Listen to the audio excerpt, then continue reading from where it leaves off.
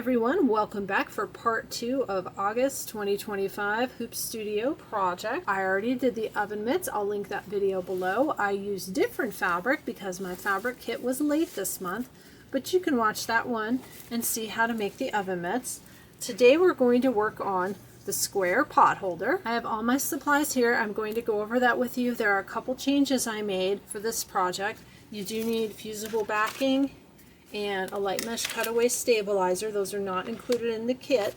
All the fabrics come in the kit. You cut them according to the size pot holder you're going to make. I also have another video on my channel on making a square pot holder. I'll link that below. I did that with one of the perfectly pieced log cabin blocks. Let's get started and go over our supplies. There's two options for this project, a 5x7 and an 8x12.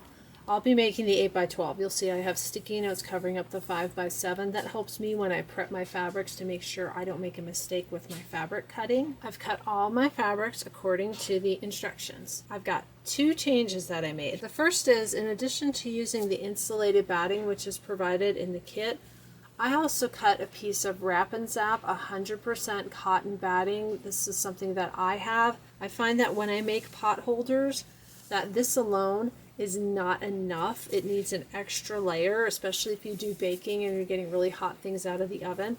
So I cut myself a layer of this. The instructions say to put fusible on the back of this fabric. I put fusible on the back of everything. The reason being is I want this to be durable, and a little bit of extra layering, since it's going to be used for handling hot things, isn't necessarily a bad idea. So I put fusible on the back of everything except what we'll be using for our binding and the hanging loop. There's a thread chart here. If you've got these colors of glide, you can use those. What I did was I went through and I went to my thread wall and I matched. There's one called Marlin. I matched this to the blue fabric. This is a Floriani thread. There's a Sea Mist and Pistachio. I pulled two greens that match these green fabrics. These are Sim thread. I have a bunch of these. You can see these aren't even open yet. Those match those fabrics. There's one called Cloud. I've used this before for Cloud. This is Floriani, and that matches really well. There's an orange one called Tango. I went ahead and I pulled this color. This is Sim thread again. For Strawberry Blonde, I pulled this color of Floriani. I've got my hoop prepped. This is an 8x12 hoop. Hand tighten, screwdriver tighten with my light mesh cutaway, but before we go to the machine, we have to prep a couple things. The first thing we're prepping is our hanging loop. I already ironed this. When you cut it, it's a rectangle. You can check the instructions for the right dimensions. Fold it in half and press it, and then fold in the ends and press it. And then you want to take it to your sewing machine and put a top stitch on either side. And it does say to match your bobbin thread to your top thread. I'm going to use this thread to do that. I'll wind a little bit on a bobbin, go do my top stitches on my sewing machine, and then I'll bring that back and show that to you. Here's my top stitching. I just did a straight stitch on each side. Next, we're going to work with our binding fabric. The next few steps, I'm going to try it because I know this project has us do the binding in the hoop. If it doesn't work, I'm going to do traditional binding. We're on page 3, step 6. It says to open both binding edges and place them right sides together, creating an L shape as shown. Pin in place, do not twist the binding fabric. Okay, all right, so let's make sure that I don't twist it. There is a twist in it. So we're going to straighten it out, open both ends, place them right sides together, like that, and then pin. So we'll add a pin. Using a ruler and chalk, draw a diagonal line between the corners as shown. My pin's in the way. So let's move the pin. Ruler, chalk.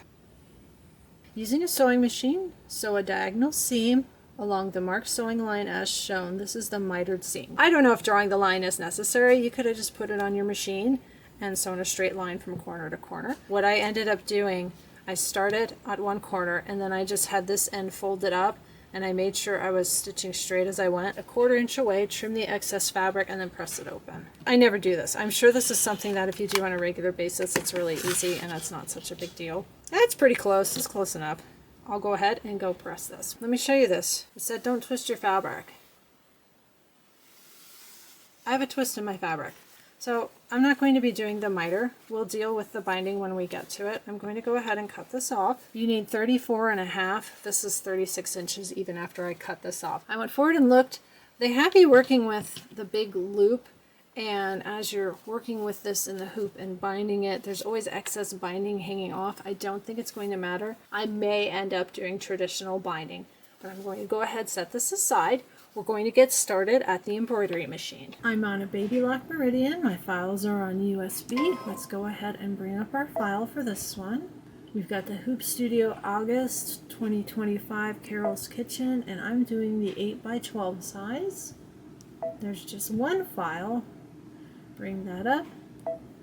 Set. It's ready to go. It has us using visible thread for this first step for the batting placement line. I put on the linen. I'll be able to see that just fine. That's the first thread color we're going to use. We're going to stitch out our batting placement line. I have to pull this towards me. Now, if you're only working with the insulated batting, you're going to place that shiny side up. I'm using that extra layer of Wrap and Zap underneath. I'm going to place that first, and I'm going to tape it. And even if you're just using the insulated batting, it's kind of thick. Do not get up and walk away from your machine. It may shift as it's tacking down, and you could come back to a big giant mess. I've got 2 layers, so mine's even thicker. I have done this before, and it stitches through both layers. I don't have a problem with it. I just need to keep an eye on it. Let me show you the type of needle that I'm using. I really like these needles. Someone recommended trying a non-stick needle. I'm going to add one more piece of tape down here on the bottom and slide it back on my machine, and we'll stitch the tack down line.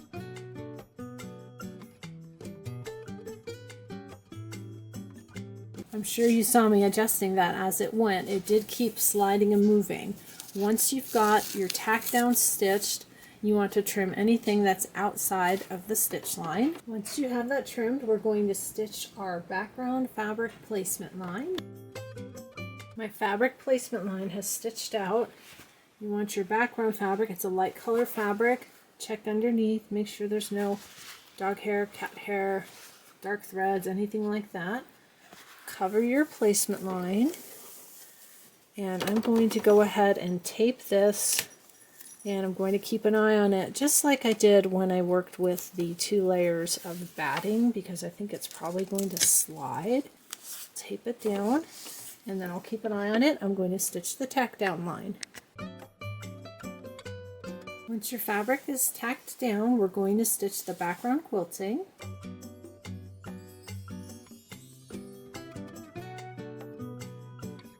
All the quilting is done. We're going to switch to the color Cloud. We're going to stitch some flower stem fills and then the flower one placement lines. You're going to grab this fabric, the light blue. This is the Flowers 1 fabric. I'm checking underneath to make sure there's nothing dark underneath like that. There's a little dark thread. I'm going to pick that off. You want to cover those placement lines and then stitch the tack down lines. I am going to grab this tape. I'm going to use it again. I'm going to go ahead and tape these down. Looks good. Let's stitch our tack down line.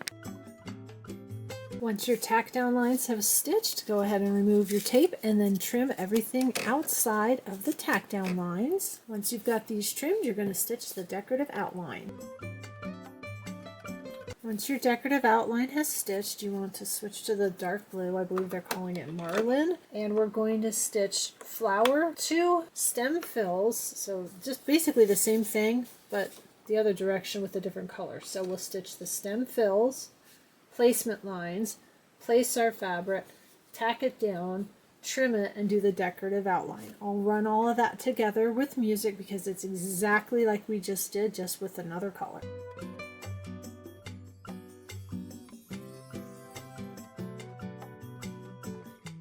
Once your decorative outline is stitched, you want to switch to whatever color you're using for the strawberry blonde, and we're going to stitch the center placement line. Cover that placement line with the center fabric. I'm going to go ahead and put a piece of tape down, and then you're going to stitch the tack down line Once the tack down line is stitched, you'll trim the fabric and you'll stitch the decorative outline. Once it's tacked down and trimmed, you want to stitch the center satin outline. Once that outline has stitched out, you're going to switch to whatever color you're using for seam mist. I'm using this darker green, and we're going to stitch leaves, stems, fill, and some placement lines. So we're going to have some lines going across and then the placement lines with the new color. Once you've got that stitched out, you want to grab your leaves one fabric. That's the darker green with the polka dots. Cover those placement lines, then we'll stitch the tack down line and trim, and then we'll stitch the decorative outline.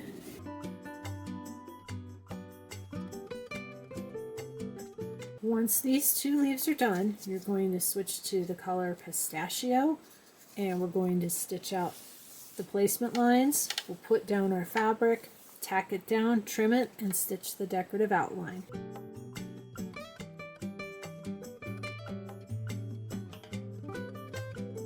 Once you finish with the second set of leaves, we're going to stitch with the strawberry blonde the center fill. Once the center detail is stitched, switch to the mango color, and it's going to stitch the dots fills. There's some dots that go around the outside of the design.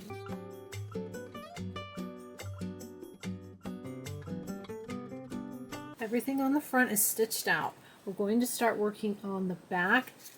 Put your blue color back on, and then we're going to place our back fabric. I've got my hoop off my machine. We want to turn it to the back, and we're going to cover the back with the back fabric. Right side up, covering the placement line. It says stitched in direction, step 8. It's the outside placement line. Just cover the whole thing, just like that. And then we want to go ahead and tape it all the way around. We don't want this to get caught while it's stitching the back tack down line, so make sure to put on plenty of tape so it doesn't move or shift or get caught. Once you've got the backing fabric on and you've got everything taped, you'll want to flip it back around. Go put this back on your machine, and we're going to stitch the back tack down and the binding placement line. So it's going to stitch around the outside. Once you've stitched out that line, you're going to take this off your machine, and we're going to trim a couple of things. Once you've got your hoop off the machine, flip it to the back, remove your tape. You want to trim the extra close to the stitch line. It doesn't say on the stitch line, so close to the stitch line. And then you'll flip it around to the front and trim the excess background fabric close to that same stitch line. Here's the back, and here's the front, all trimmed. Put this back on your machine, and we're going to stitch the loop placement line. You need to get your little loop of fabric that we did at the beginning. It says to fold it and arrange it so there's a pointed side and a flat side. You can do that by folding it in half. Okay, all I did was fold it in half. And then you kind of open it up and slide one end over the other. Now you have pointed side and flat side. You'll see me fold it again because now I have to take this off the machine and flip it to the back, so I had to let go of my loop. You're going to flip to the back. Here's that little line. Here's my piece of fabric.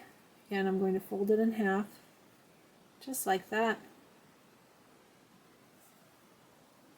And then I'll sort of open it like that and put one over the other.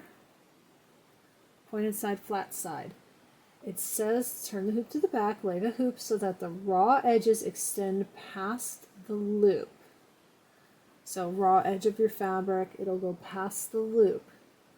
It says by 1/4 inch with the loop lying toward the center of the project as shown, tape in place. It's a little hard to see honestly on the picture. Turn it that way. It says 1/4 inch past. You know, it's going to be what it's going to be. Now I cut this according to the measurement I almost feel like they should have had you cut this longer. It would have given you a little bit more to work with. This is kind of tight for me. I also would have cut this wider. I'll link the video below where I made the pot holder, and I made mine longer and wider. But it's going to tack down right along that line. So you just need to make sure you're over that line. It's a small loop. I'm going to hold that, grab the tape, I'm going to flatten it out and tape it because I don't want it to get caught on anything. I'm gonna just tape the whole dang thing at this point. We'll just make sure it's not going to go anywhere. I'm going to flip it over, put it back on the machine, and it's going to stitch a tack down line on the front side. When you flip it to the front, you'll be able to see your fabric and make sure that it's past that raw edge. There's the tack down line. You want to flip to the back. It says turn the hoop to the back. Remove the tape on the loop from the edges. It shows you removing this piece of tape and yet another piece of tape, but it shows another piece remaining to hold everything in place. The loop still needs to be taped down. It shows one piece like this. I put a couple of pieces on it, but got the tape out of the stitch line. We are going to try to do the in the hoop binding. I'm going to start here on number 51. I will try this. If it becomes needlessly complicated like that ruffle on the pillow and I'm using way too much tape, I'm going to go with traditional binding. The first thing it tells us to do is align the raw edges of the binding loop prepared in part 1. Yeah, we all know how that went. Along the bottom edge of the binding placement line stitched in part 2 direction step 43. Okay, it's already irritating me to be honest with you. Let's see. Let's go to step 43. There's step 43. That's the blue outline that we stitched. And we're looking at the bottom of the hoop. Bottom of the hoop. Binding. Mine's not a loop because I couldn't hack it apparently. I'll start with, it looks like if it's a loop, it's going to kind of go like that. It tells you to place the binding loop so the seams do not end up in a corner. I don't have a seam because, you know, this would be my seam. So if you're looking at it and you think about laying it out, you don't want that seam to be in a corner. So it's fine like that. You can hang your seam off the side, it looks like. It's going to go this way. Raw edge, fold. Tells you to put it like that, to tape it here, here, and across the top. Let me grab some tape. It says we're going to stitch a bottom left binding stitch down here, remove the tape, so it's just going to stitch this itty bitty little thing, rotate until the binding stitch is at the top. Oh, then we're going to fold corners. Okay, I went forward and I looked at this. I understand what they're doing, and I hope I don't disappoint all of you, but I am not going to do this because we're tape, stitch, remove tape, fold, tape, stitch, remove tape, fold. It's kind of nutty. There's a lot of steps here. So if you want to try this, more power to you. What's going to happen is you're going to start with a little stitch here, and then it shows you how to fold to make the corner, and then you have to tape it again and tape it, and you're working with your loop going all the way around. That's a lot of work for binding. Look at this. For binding on a pot holder. Now I understand why they're doing this. They want to introduce an in the hoop technique, but this technique is just not for me, to be honest with you. And then also they're having you bring it around to the back and then hand stitching. I do not do hand stitching. So what I'll do is I'll walk you through how I bind my projects. I'm here at my cutting table, and again, I hope that doesn't disappoint anyone. I just see a lot of frustration in my future if I try to do that, and this came out so beautifully. I do not want to ruin it. I'm going to start by getting this out of the hoop, and I need to trim away my extra stabilizer. If you've watched any of my other videos where I worked on saving my stabilizer, this was actually a cutoff piece. So it does get used for other things. I'm going to go ahead and just trim right where I cut. So not on the stitch line, just a little bit outside that stitch line. It's all trimmed up nice and square. I'm going to bind this on my machine. The reason I didn't want to cut on that stitch line is because the quilting does not go through to the back. That would have kind of set this piece of fabric loose. But we're going to take this over to the sewing machine and bind on the sewing machine. I'm on my Juki TL 2020 PE, so that's the Platinum Edition. It's a straight stitch only machine. I'm going to use this foot. This is called a compensating foot. It's got a 1/4 inch guide. You see how thick it is? That helps give extra space for quilted items versus the regular 1/4 inch guide foot. I'll show you that one for comparison. That's the regular 1/4 inch guide foot. See the difference? I'm going to put this on the machine. I want to start in the bottom corner of this project. The loop is up here, so this is the bottom. One thing about any of these projects, just because something is written to do something a certain way, like the in the hoop binding, if you start it and you don't like it, or you're reading the instructions like I was, and I know it's going to create a headache and I'm going to get frustrated and it's not going to turn out well, don't do it. If you know another way to do it, it's your project. Enjoy it.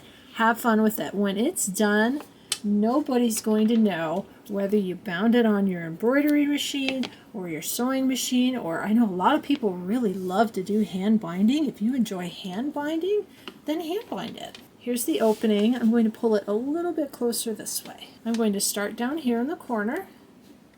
I'm going to put my foot down. We're going to come close to the corner here. I want to stop about 1/4 inch. Leave the needle down. This machine has a knee lift, so you won't see my hands going back to raise the presser foot. Here's my guide, and here's my edge of the fabric. That's perfect. I'm going to bring my needle up and pull this towards me. Don't cut these threads. I'm going to take my fabric, fold it up like this.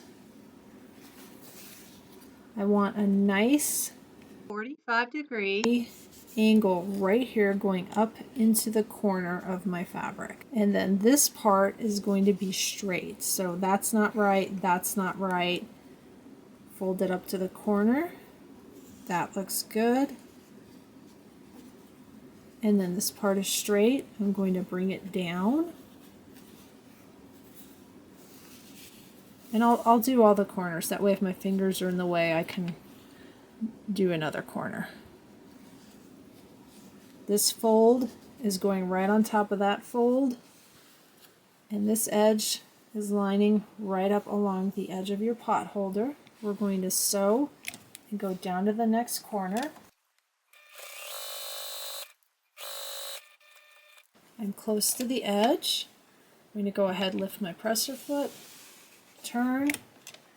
Yep, I'm right where I want to be. Lift it again. Needle up. Bring this towards me. Fold this up. It meets the corner. This is going straight up and down. Hold that in place. Bring this down towards you. These folds will line up. This lines up across the top, and this lines up across that side. Let's go to the next corner. I'm coming up on the loop. The tape is here. I can go ahead and remove it. It's pretty flat now, but you want to make sure it's lying this way toward the pot holder. You don't want it like this. You want it lying flat like that. Okay, same procedure. Lift, rotate. That looks good. Needle up, and then double check your loop. That looks good, because you don't want to accidentally have your loop like this and then catch your loop. So make sure it's out of the way and that you didn't catch it here, and that you got it out of the way for there. Same thing as before. Fold this up. Get your nice angle right here. It's a little hard because the loop's in the way. This should be straight up and down. Fold to meet the corner. It's a little bit off. Sometimes you have to fuss with it. And then bring that back down. Double checking, make sure I'm not going to catch my loop. Slide that under. Checking again, make sure that loop's out of the way. I can tell it's off. It's a little hard with that loop in the way. Just do your best.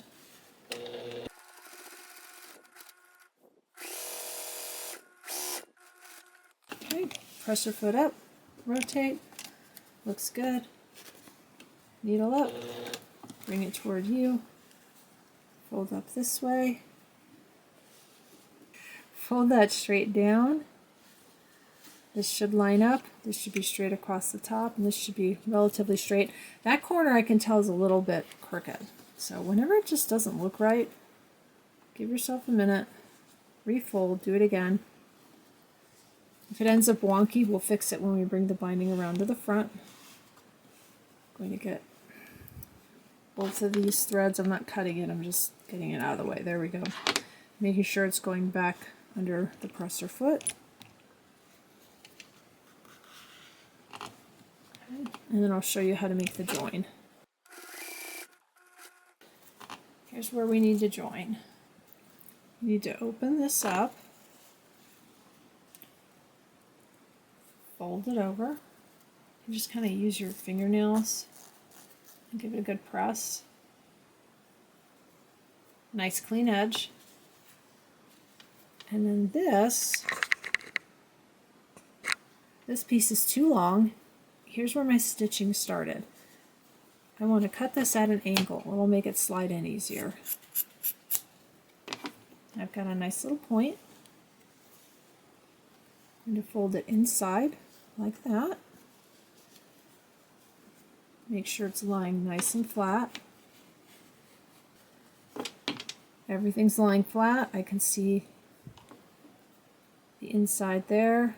Make sure your bottom piece, I can see it, is right there and it hasn't shifted out, because then when you go to bring it around the front, it'll pull out.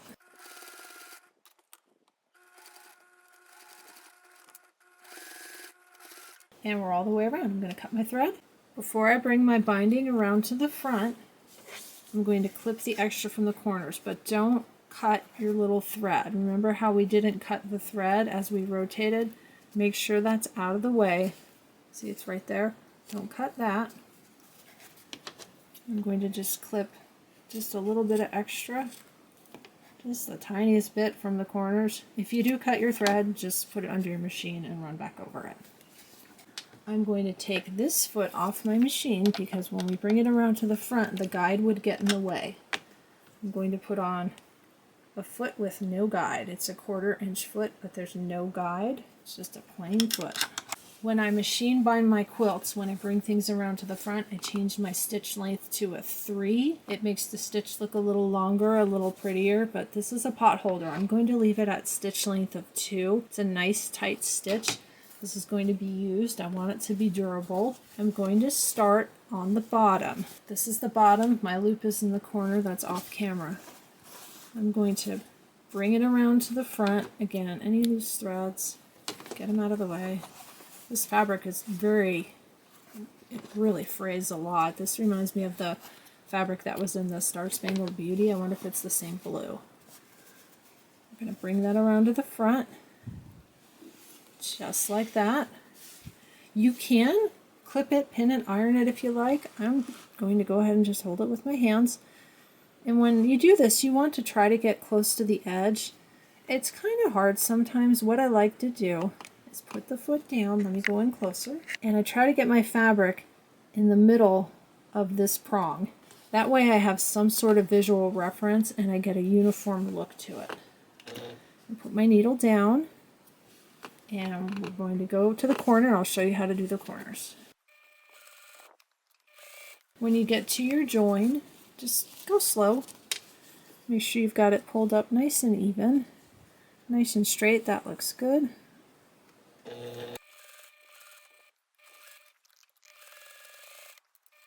Okay, we're at our corner. There's that little thread loop. Remember I said don't cut it? I'm going to tuck that in. I'm going to pull this down straight, like that. I'm going to flip it up. In theory, I should have a good corner. This is a bad corner. Well, that's good. I can show you how to work with a bad corner. The first thing I want to do is make sure I pulled it up correctly. I don't think I pulled it up right. Fold that down straight. Lift it up. It's still a little off. Do you see that? How it's not perfectly lining up? We need to fiddle with it. How do you fix it? You just play with it until it looks good. That's all I do, is I kind of pull the fabric. I'm pulling that towards me. I'm shifting a little. I'm folding. Ooh, there you go. I got it. Doesn't that look nice? See, now everything meets. Make sure that's going to lie flat.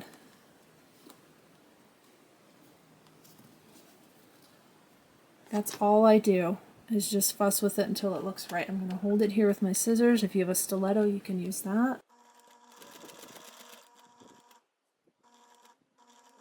My needle's on this piece. We're going to go ahead and turn. Looks good. That came out nice. And remember, it's a pot holder. It doesn't have to be perfect. It's going to be used. Let's go to the next corner. My next corner has the loop.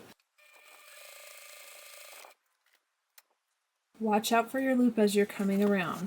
You don't want to get it caught. Make sure it lies flat. I can see here I actually got a little bit of it probably caught that I shouldn't have, but it's okay. It'll still work. It's just a small loop. Again, I mentioned that I would have cut this loop fabric longer, but I want to make sure I don't catch it again. I'm going to kind of slide it out of the way for a minute. Hold it with my left hand underneath. Now I need to make sure that I don't catch it as we do the corner. Tuck in that little thread, pull this straight, fold it up. That looks great. That corner came out really good. If you catch your loop, it's not the end of the world. Don't worry about it. I can feel it underneath. I'm pulling it out of the way. Let's go to the next corner. Okay, I'm going to tuck in that little tiny loop of thread. Bring this down straight. Flip this up. This one's a little wonky. I just need to fuss with it again, just like before. Just maneuver the fabric, play with it. There we go. My corner's looking good. Now, see here how this is like way over here. I went a little too far. I'm just going to raise my needle, lift my presser foot, slide it over just a little bit. I'm going to hand crank down to meet the stitch line. There we go. Now it's where I want it to be.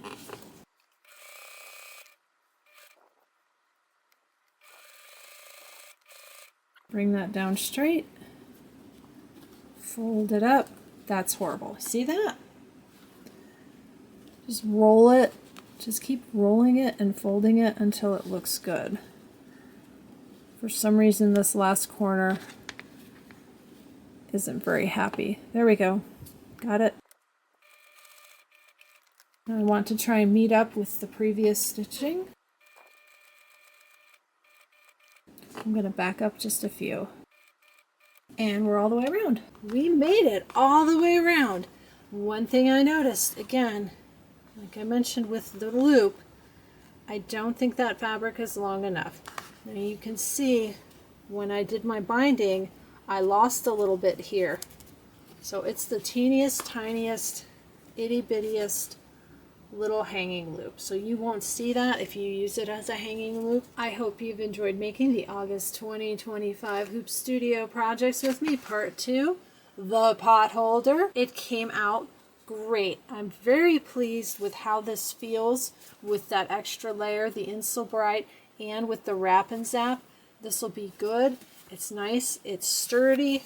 The quilting is beautiful. The applique is beautiful. I'm glad I put fusible on the back of this. I feel like it's going to give it a little bit more durability. I would love to know if you were able to do that in the hoop binding. If you try it, let me know. Leave me a comment below so I know how it went for you. I look forward to making more Kimberbell projects with you. Please like, subscribe, and share. Don't forget to watch part 1. You can make the oven mitts with me. I will see you next time.